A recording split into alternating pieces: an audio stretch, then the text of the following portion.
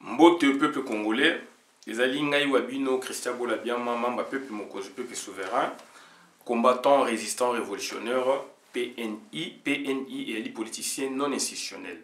Bande konangai toye koloba toujours makambo ya mboka puisque confusion ezali makasi. Confusion ezali makasi parce que donc situation ezali toujours ko se dégrader. Mboka na biso to zongi na sima makasi dernièrement. Pardon, il y a 2-3 jours, na moni donc na limité mai inondation salami bato bazali ko tambola na boato. Soko ke nazana monene okomona bato bazali ko tekavema donc na bosoto.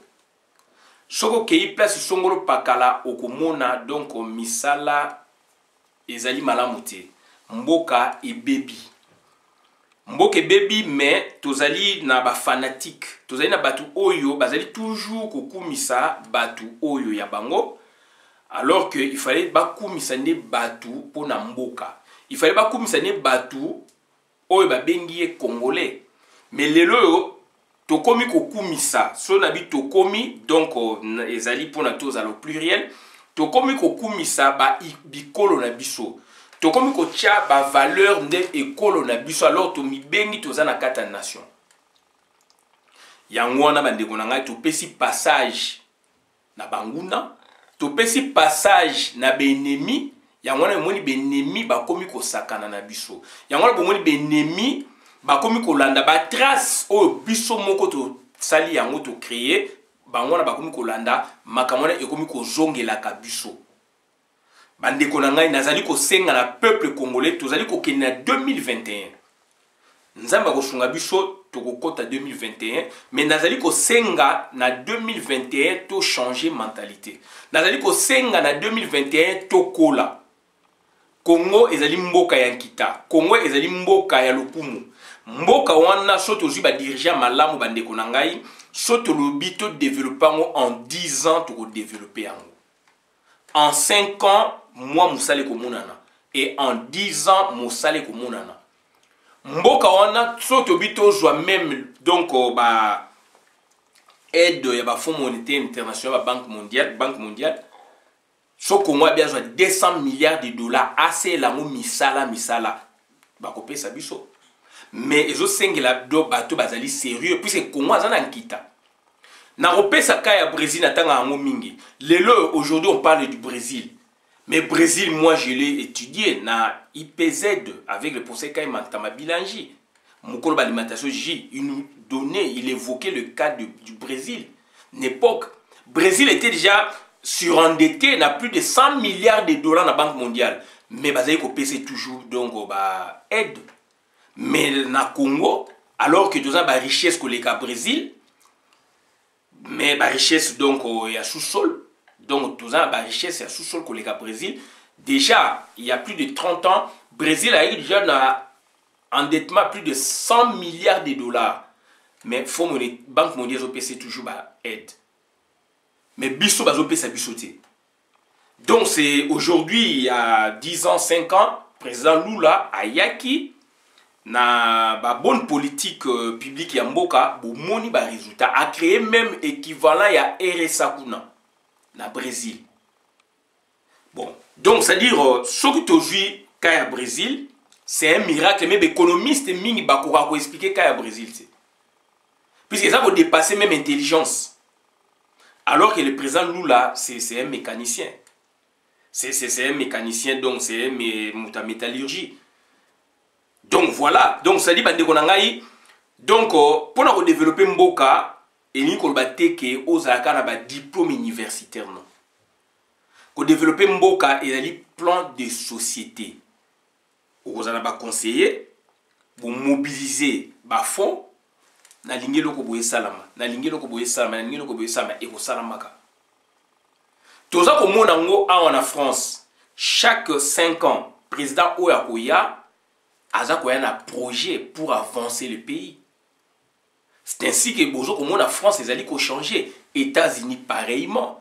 Donald Trump tangaye bazaka na pétrole, mais balinga ko exploiter ngote a fungoli lo ko na van. L'exploitation de pétrole, ma belé na bango ba exploiter ba pétrole ba to comme ba mbongo. Recette mati na États-Unis d'Amérique. Et ça, c'est politique publique. Et ça, c'est politique à l'État. La politique à l'État, il y a un senga bandeko na ngai, to senga ka na biso, to senga ka donc il faut toujours na commune.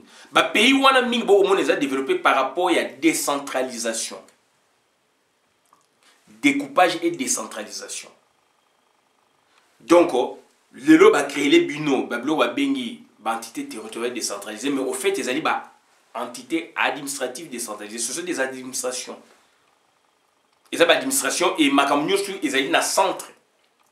Makamnyosu va bloquer un centre.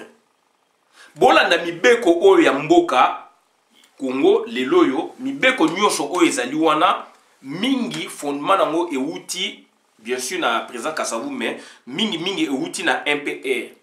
MPR ba bengango MPR parti État. Na MPR parti État, donc, donc, il y a eu révolution, bien sûr. Et révolution, mais il y a aussi question à âme. Âme, puisque dans une loi foncière. Loi foncière sur Bolandiango, on parle du président, exposé des motifs. On parle du président de la République. À moins que, ils ont texte moko mususu basalisima, mais au Ganazanango, puisque je l'ai eu donc il y a 4 ans, 5 ans. Donc, l'exposé des motifs, loi numéro 73-021 du 20 juillet 1973, portant régime général des biens, régime foncier immobilier, régime de sûreté, tel que modifié, complété par la loi numéro 80-008 du 18 juillet 1980. Exposé des motifs. La présente loi répond au souci du premier congrès ordinaire du mouvement populaire de la Révolution de voir le Conseil législatif national terminer rapidement l'élaboration de la loi fixant les modalités du régime foncier et minier. Elle a été élaborée conformément aux articles... Donc ça dit, exposer des motifs. Et ça dit qu'au Laxa, âme, il y a loi foncière, il y a Congo.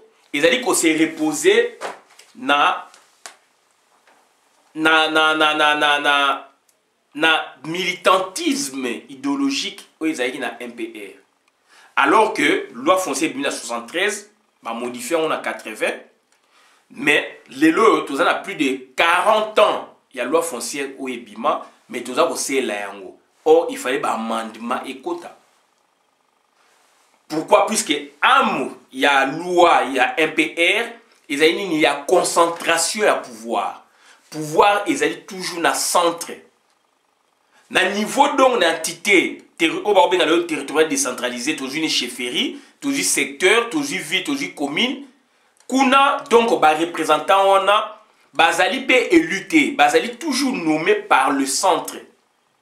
Donc ba ko agir en fonction à centre. Alors qu'il y a des besoins où ils en a kati kuna, donc centre azomona, centre azomona ma politique ni mususu. Politique centrale, il y a gouvernement central, ça n'a rien à voir dans la politique, il y a la collectivité. Tout ça comme on a en France, dans la politique, il y a un département, la politique, donc ça dit, il y a un secteur, il y a une chefferie. Ce n'est pas la même chose dans la politique, il y a gouvernement central. Donc tout ça, un vrai problème, donc la plupart de la loi, donc Ebimaki, donc dans la période de Mobutu, il y a pouvoir concentré. Pouvoir ils allaient à niveau à centre ils ont déconcentré bon là même Hippolyte Kanamba sali amendement même constitution Hippolyte Kanamba sali à l'accès de démocratie moi donc distribution pouvoir répartition pouvoir tinasser mais ali lokuta à bloquer on a centre ba beaucoup mais c'est il ba noma bango Bah, chefferie n'en parle même pas, l'élection sans maraté. Mais il y a une nette évolution dans le code de la famille. Là, il y a un travail. Là, il y a un travail. Bon, tout tu parles, non, je parle scientifiquement et je parle politiquement. Donc, ça dit sur le plan politique et scientifique, code de la famille, il a dit évolution.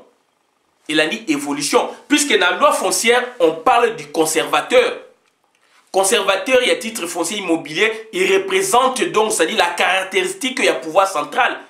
Il représente le président Mobutu dans ses attributs en miniature quelque part. Yemtao Mabele a représenté Mobutu. Alors que Moutakoye représentait l'État, ce n'est pas les conservateurs, puisque Mabele est l'État. Il y a un moment donc conservateur, il faut fonctionner de l'État, il faut zonga et puis réhabiliter mairie, commune. Makamnyo se kolikana babilo kone ko ba service conservateur ozala donc na maboko ya maire o aye na projet ya société puisque azaki il a convaincu batunaye donc et puis donc on a conseil communal bango pa ko décider ba besoin ba na ngona territoire ba loi écotique nationale mais application aux à niveau territoire mais du moins na niveau code de la famille il y a eu évolution. Code de la famille, et ça mis la 80, et ça 87 dans la période de Mobutu. Mais pourquoi dans le code de la famille, bah qu'il y vite? Mais dans la loi foncière, éthique, il y a un esprit où on a concentré. Il y a pouvoir concentré. Mais awa, tout l'année d'amendement et salami. Exposé des motifs de la loi numéro 16/008 du 15 juillet 2016, modifié et complétant la loi numéro 87-010 du 1er août 1987 portant code de la famille. La loi près de 30 ans, dans la loi 87, etc., portant code de la famille, demeure près de 30 ans après sa promulgation un monument juridique ayant traité de toutes les questions relatives aux droits de la personne dans ses rapports avec la famille. Elle est le produit de l'unification et de l'adaptation le produit de l'unification et de l'adaptation aux valeurs authentiques congolaises des anciennes règles héritées de la colonisation. La réforme alors opérée avait le mérite de concilier les éléments du droit moderne et ceux du droit traditionnel pour mieux refléter les aspirations légitimes d'un peuple en pleine mutation, évolution. Mais dans la loi foncière, on est statique. Bon, voilà. Notamment dans le domaine du droit de la famille, du droit des successions et du droit des libéralités. Plus de 2 décennies après son application, le Code de la famille révèle cependant plusieurs faiblesses, notamment sur la question spécifique du statut de la femme mariée et de l'enfant. Awa, femme mariée, pour ça, la commerce, il fallait tout na droit et pas mobile. Mais, mandé en 2016, femme mariée a eu ça la makambo ya lingi. Donc, la capacité, voilà, donc, sur la capacité juridique de la femme mariée, le Code de la famille. Le code de la famille, qu'est-ce qu'ils ont écrit? Sur la capacité juridique de la femme mariée, le code de la famille était limité d'une manière excessive et discrimination en soumettant tout acte juridique posé par elle à l'autorisation maritale. Donc, il fallait toujours autoriser. Moi, si même, à ta tangi, na loi code de la famille il faut il faut autorisation à ça comme il faut autorisation il y a mobile à Kenajisi il faut autorisation mobile donc il y a évolution mais comment expliquer dans la loi foncière on a bido am les ali o ezaki am nini donc et ça mis na ndenge ya MPR parti état am nango eza bongo concentration pouvoir de Mobali représentant même le président de la République dans sa maison et puis na ndenge pe boko qu'on a fait mobali ndé mutu kolo libota mais avec évolution moi ça comme ko contribuer moi ça la raza ba capacité pe à ça ma ramio sur mobali ça la dou ba libérer donc il y a beaucoup de choses awa ba libérer mais dans la loi foncière il y a concentration donc il faut travailler sur ba biloko wana il y a un moment de conservateur dans la loi foncière azali un roi parce que c'est le président du MPR en miniature. Voilà bandeko nanga makamna ye ko loba pour la to comparer muke donc makambu oyo et ça na code de la famille na loi foncière ezali statique bien que ba valeur na biso to ko répéter en to ko zongisa yango mais il faut to landa évolution dans la constitution française en miniature awa so bolandi yango bokomona ke baza se fonder na ba révolution na 1789 etc.